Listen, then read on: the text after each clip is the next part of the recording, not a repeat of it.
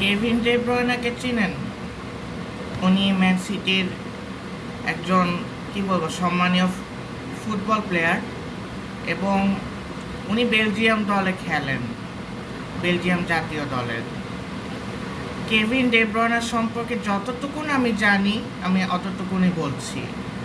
Kevin De ব্রয়না ছোটবেলায় তার মাকে হারায় এবং সৎ মায়ের কাছে বড় হয়। লাইফে এমন একটা পর্যায়ে আসে সেটা বেস্ট ফ্রেন্ডকেও হারিয়ে ফেলে। এত বাধা বিপত্তি পেরিয়েও সে সে কিন্তু একজন ম্যান সিটির মানে প্রিমিয়ার লিগের one of the best players. এখন আমি তোমাদের উদ্দেশ্যে বলি, বাধা বিপত্তি মানুষের জীবনে আসবেই, রাইট? আমাকে দেখে কি মনে হয় আমি বাইবর্ন ম্যাথসে জিনিয়াস? নো। আমি আমি আমি চাইলে ফিজিক্সে জোর দিতে পারতাম, আমি চাইলে কেমিস্ট্রি দিতে জোর দিতে পারতাম।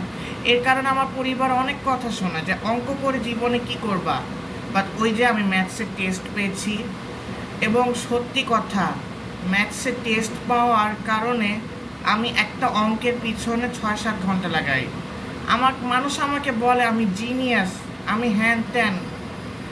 অ্যাকচুয়ালি সত্যি কথা বলি, আপনি লাইফে যতই জিনিয়াস হন না কেন, একটু না হলেও পড়াশোনা করতে হবে। Hard work beats talent.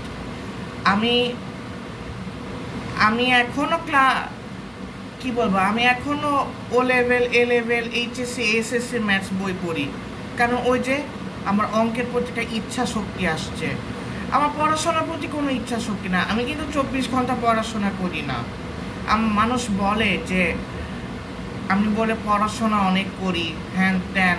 সত্যি কথা, আমার আত্মীয় স্বজন এখনও বলে, আমার মা বাবা এবং আমার মুরব্বীরা এখনও অনেক কথা বলে যে তৌসিফ পড়াশোনা করে না কেন।